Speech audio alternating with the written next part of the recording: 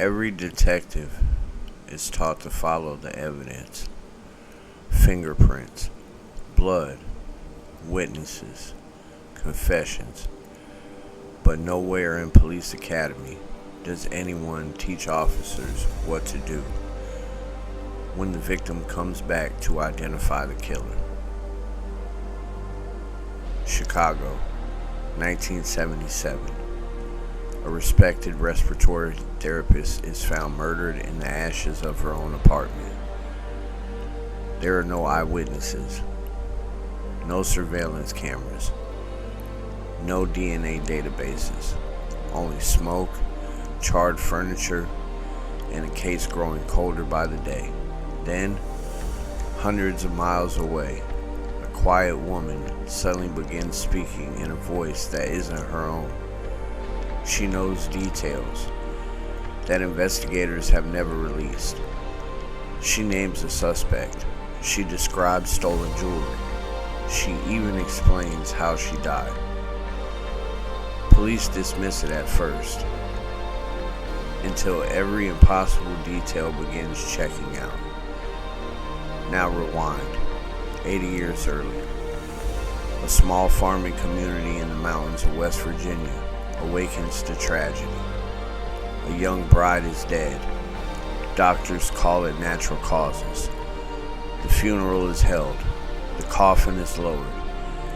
The town begins moving on. Everyone, except one person, the victim's mother. Night after night, she claims her daughter returns, not to confront her, not to say goodbye, but to accuse her own husband of murder. Her story is so convincing that authorities reopen the grave. Inside, they discover something no one expected: a broken neck and a murder that history would forever remember as the Greenbrier ghost. Tonight, we examine two cases separated by nearly a century, where the dead were said to help bring their killers to justice. Were these genuine encounters with something beyond death? Extraordinary coincidences? Or desperate people searching for answers where none seemed possible? Turn down the lights, lock the doors, and decide for yourself. Because tonight, the witnesses may no longer be alive.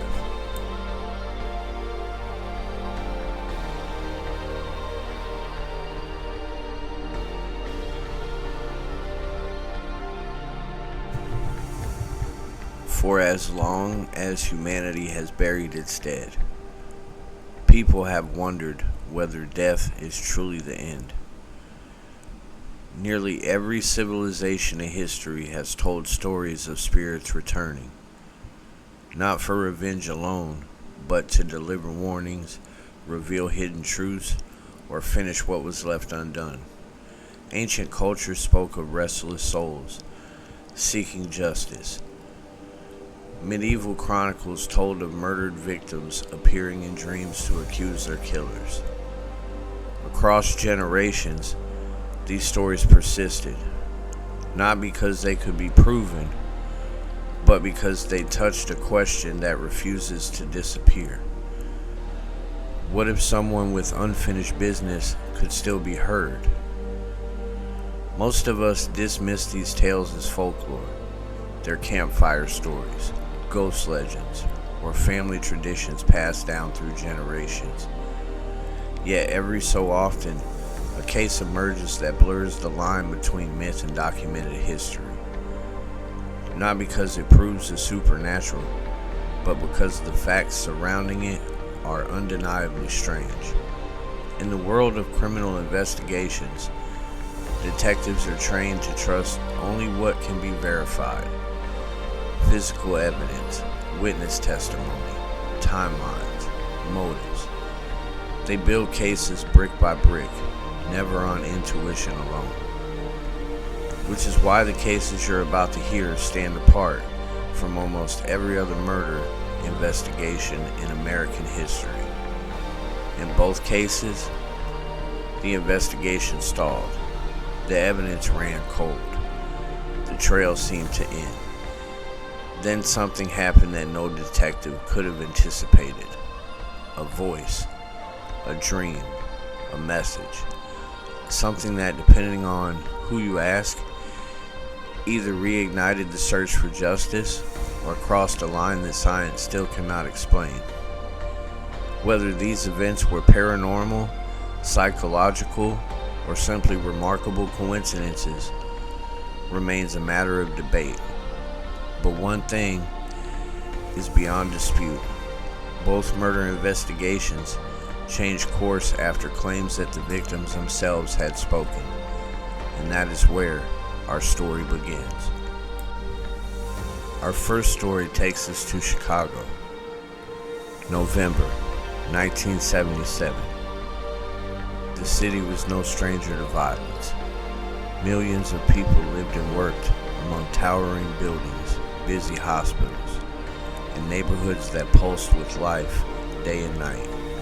It was a place where strangers crossed paths every minute, and where tragedy could disappear into the noise of everyday life. Among those living there was a woman named Teresita Basa. At first glance, there was nothing extraordinary about her life. She was respected by co-workers, known for her kindness, deeply devoted to her career as a respiratory therapist. Friends described her as intelligent, compassionate, and remarkably independent. She had immigrated from the Philippines years earlier, building a quiet life centered on hard work and helping others breathe easier, quite literally. In the hospital, patients relied on her steady hands. Outside of work, she enjoyed music, art, and collecting beautiful jewelry that reminded her of home. She wasn't wealthy. She wasn't famous. She wasn't involved in anything that would make headlines. She was simply living the kind of life millions of people hope to build. Which is exactly why what happened next shocked everyone who knew her.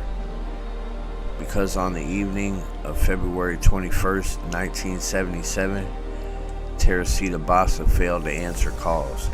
Friends grew concerned. Co-workers noticed her absence. Eventually, someone went to check on her apartment. What they found would haunt Chicago investigators for years. The apartment had been set on fire. Inside, investigators discovered Teresita's body. She had not died in the blaze. She had been stabbed to death. The fire, police believed, had been deliberately started in an attempt to destroy evidence and make the crime appear accidental. The scene painted a grim picture, a brutal attack, a hurried attempt at concealment, and a killer who believed flames would erase the truth. As detectives processed the apartment, they noticed something else. Several valuable pieces of jewelry appeared to be missing.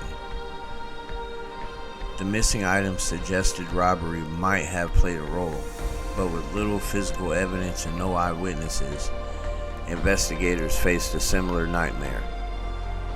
A homicide with almost no trail to follow. No security cameras. No cell phone records. No modern forensic technology. Just scattered clues and a growing list of unanswered questions. Who had visited Teresita that night? Why had she been targeted? And where had the missing jewelry gone? Weeks passed, then months. Leads dried up. The case slowly began slipping into the category every detective dreads: cold. For investigators, the hardest cases are often not the ones with too many suspects, but the ones with none. A murder scene can tell a story. A broken window, a missing object, a footprint, a fingerprint. Every piece of evidence is a fragment of a larger puzzle. But in the case of Teresita Basa, the puzzle seemed to have missing pieces. The person responsible had injured her home. They had attacked her. They had also taken her belongings, and they had tried to erase their actions with fire. And then they disappeared. As months passed, the investigation slowed. The questions remained, but the answers did not come until something happened that would transform the case from a standard homicide investigation into one of the strangest criminal mysteries in American history. The woman at the center of this strange turn was named Remy Chua. Remy was a friend and co-worker of Teresita's. Like many people connected to the case, she had known Teresita personally. They had shared a workplace, mutual friends, and the ordinary conversations that happen between people who see each other every day. But according to accounts of the case, Remy began experiencing something she could not explain. She reportedly entered unusual trance-like states. During those moments, she began speaking with the voice of Teresita Basa. At first, those around her were confused. Some believed grief and stress had caused her mind to create something extraordinary. Others wondered if something much stranger was happening. But then came the details. Details that made investigators pay attention. According to reports surrounding the case, the voice speaking through Remy claimed to be Teresita, and it delivered a message. She identified the person she believed was responsible for her death.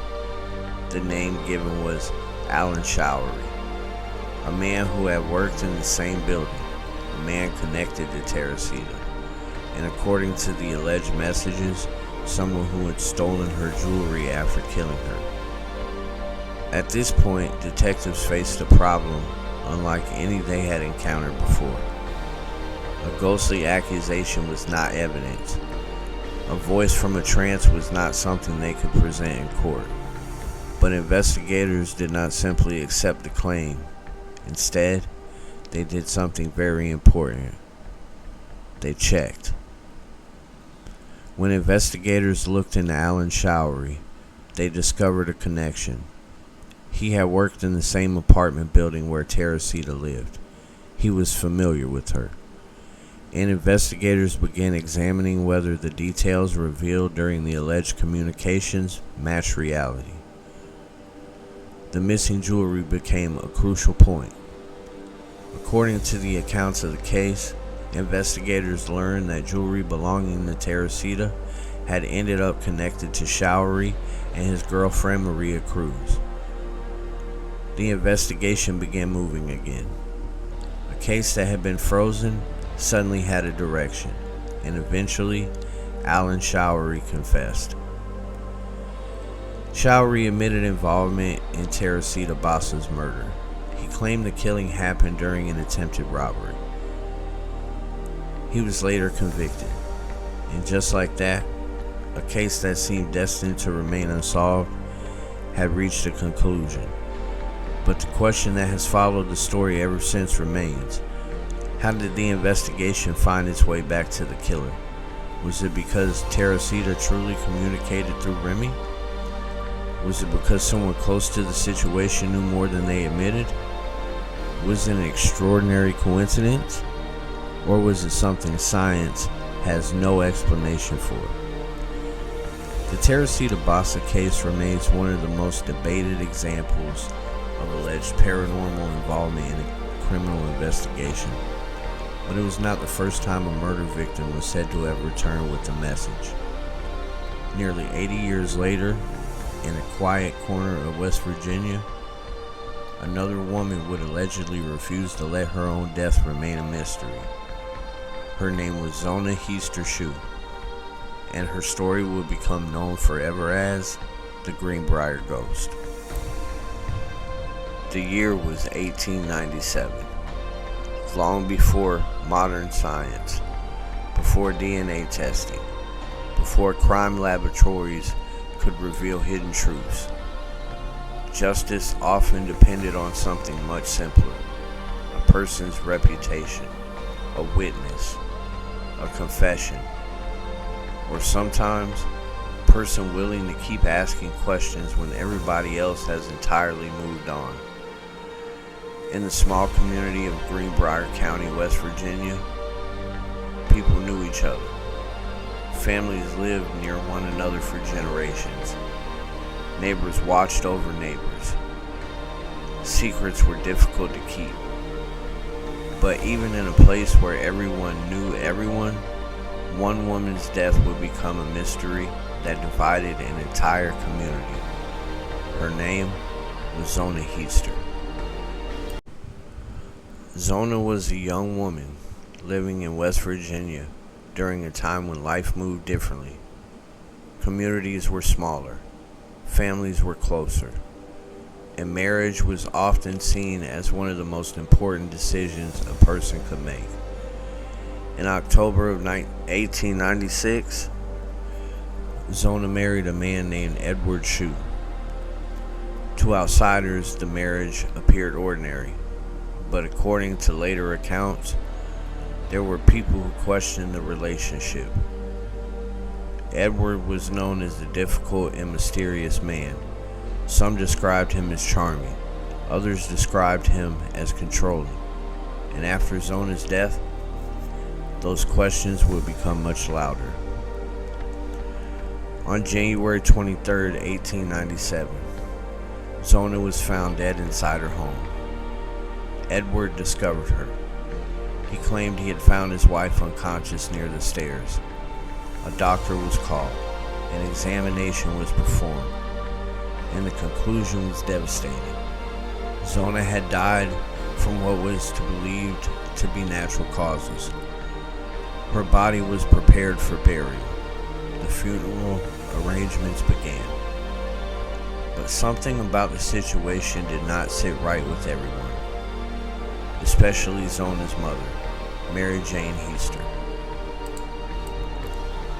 Mary Jane never accepted the official explanation. She believed her daughter's death was not natural. And then, she claimed something happened that would change the course of the investigation forever. According to Mary Jane's account, Zona's spirit began appearing to her, night after night. The apparition allegedly returned with a message, not one of comfort, not one of goodbye. A warning. Zona told her mother that she had been murdered, and according to the story, she named the person responsible, her husband, Edward Shue. Mary Jane claimed the ghost returned repeatedly. She said Zona described what happened. She claimed her daughter's spirit revealed that Edward had attacked her, and that the true cause of death had been hidden. But there was a problem.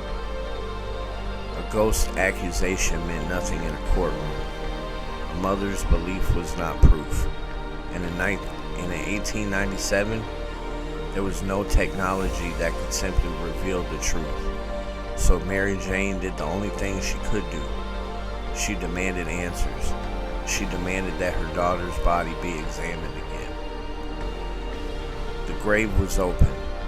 Zona's body was examined, and investigators discovered something shocking. Her neck had been broken. The original conclusion of natural death was overturned. The evidence now pointed toward murder. A woman who had been buried as a victim of circumstance was now officially recognized as a victim of violence. And suddenly, the story began with a ghostly claim, became a real criminal investigation. In most murder investigations, the path to justice begins with evidence. A weapon, a witness, a confession, something tangible, something that can be placed before a jury and examined. But in the case of Zona Heister Shue, was different from the very beginning. The investigation had started with a mother's insistence. A mother's refusal to accept an explanation she believed was wrong. And according to legend, a message from the woman buried beneath the ground. Yet, when authorities finally uncovered the evidence of murder, the supernatural story was no longer the focus. The question before the court became much simpler. Who killed Zona Heaster-Shue? Suspicion quickly turned toward Zona's husband, Edward Shue, the same man who had discovered her body, the same man who had helped arrange her funeral, the same man who had insisted that her death was natural. Investigators believed Edward had a motive. They believed the evidence suggested violence. And in 1897, Edward Shue was arrested and charged with murder. The trial attracted attention far beyond Greenbrier County. Newspapers across the region followed the unusual case, not only because a young woman had allegedly been murdered, but because of the bizarre circumstances that led investigators back to the truth. A story involving a ghost, a grieving mother, and a reopened grave. During the trial, Mary Jane Heaster's story became one of the most unusual elements surrounding the case. She testified about what she claimed had happened after her daughter's death. She described the appearances, the conversations, the information she believed Zona's spirit had revealed. But the prosecution did not win the case because a ghost had accused Edward Shue. The conviction came because of the physical evidence. The examination of Zona's body revealed injuries consistent with murder. The discovery that changed everything. Her neck had been broken, and investigators believed the injury could not have happened by accident. Edward Shue was found guilty of murdering his wife. He was sentenced to life in prison. But he would not spend many years behind bars. Shortly after his conviction, Edward died in prison. His story ended, but Zona's did not. Because even after the trial concluded, people continued debating one impossible question. Was the Greenbrier ghost real? Skeptics have offered several possible explanations. Some argue that Mary Jane may have already suspected Edward and that her dreams or visions reflected information she unconsciously knew. Others believe rumors in the community may have spread until they became part of the story. There are also those who question how much of the original account changed over time as the legend grew. And those are fair questions, because history is complicated, stories evolve, memories change, and extraordinary claims require extraordinary evidence. But believers point to something else. They point to a grieving mother who refused to stop searching. They point to a murder that may have remained hidden if she had accepted the original explanation. And they point to the strange coincidence that the message she claimed to receive ultimately led to the discovery of the truth. Two women, two different centuries, two different worlds. Teresita Basa, a modern woman whose death became connected to a mysterious voice, revealing a hidden crime. Zona Heaster-Shue, a young bride whose mother claimed her spirit returned with a warning. Different stories, different circumstances, but one haunting similarity. In both cases, someone refused to let the victim be forgotten. Two women, two murders, two stories separated by nearly a century. One in the crowded streets of Chicago, one in the quiet mountains of West Virginia, and both left behind the same haunting question. Can the voices of the dead truly reach the living? Maybe these cases are evidence of something beyond our understanding. Maybe they are examples of coincidence, intuition, and the incredible determination of people searching for the truth. Or maybe there are mysteries in this world that remain just outside the reach of explanation. Because sometimes the greatest mysteries are not the ones we cannot solve. They are the ones where we solve them and still aren't sure how. This is Paranormal Corner, and some stories refused to stay buried.